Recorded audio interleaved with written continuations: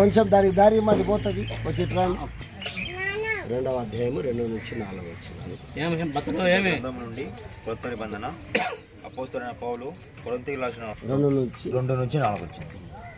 నేను యేసుక్రీస్తును అనగా సిలువ వేయబడిన యేసుక్రీస్తును తప్ప మరి దేనిని మీ మధ్య నిరగుందనని నిశ్చయించుకొంటిని. మరియు బలహీనతతోనూ భయముతోనూ ఎంతో వణుకుతోనూ నీ యొద్ద నుంటిని.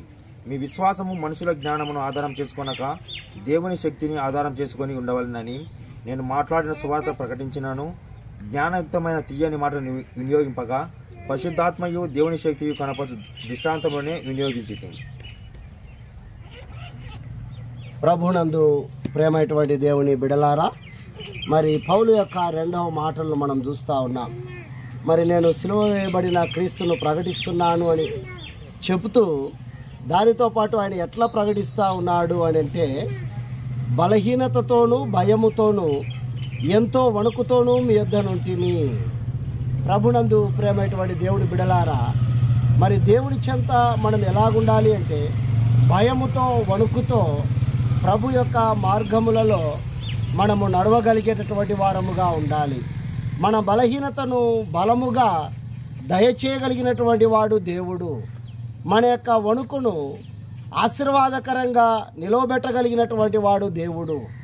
అందుకోసమే మరి ఆ దేవుడు అటువంటి కార్యములు చేయగలిగిన వాడు గనకనే ఆ సిలువ వేయబడినటువంటి క్రీస్తును నేను ప్రకటించుచున్నాను అని చెప్పి మరి పౌలు ధైర్యంగా మాట్లాడుతూ ఉన్నాడు. ఈ రీతి అయిన మాటలు మనకు తెలియజేస్తూ ఉన్నాడు. కనుక మనము కూడా బలహీనతలో మరి భయముతో ప్రభు మార్గంలో నడిచే బిడలముగా మన బలహీనతను బలముగాను మన యొక్క వణుకును ఆశీర్వాదకరంగాను దీవెనకరంగాను ప్రభు ఈ సిలువ ద్వారా మనకు అందించునుగాక. ఆమేన్. ప్రార్థన చేసుకుందాం.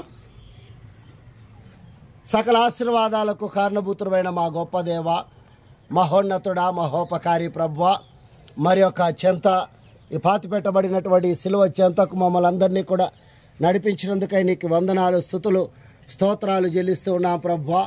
ఈ సిలువను కూడా పరిశుద్ధపరచండి, పవిత్రపరచండి. ఇదిగో ప్రభువా, మా బలహీనతలో మాకు బలాన్ని ఇచ్చినటువంటి సిలువగా మా వణుకును ప్రభువా ఆశీర్వాదకరంగా దీవెనకరంగా మార్చగలిగినటువంటి సిలువగా ఈ సిలువ ఉండడానికి నీవే కృపను అనుగ్రహించండి ప్రభువా.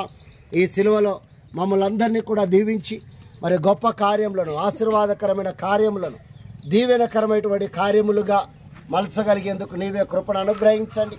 మరి సంఘాన్ని అంతటి కూడా ప్రభువా బలము కలిగినటువంటి సంఘముగా ఆశీర్వదించే సిలువగా ఈ సిలువను దీవించమని నిన్ను మా ప్రభువు యేసుక్రీస్తు ద్వారా వేడుకొనుచున్నాము స్వామి.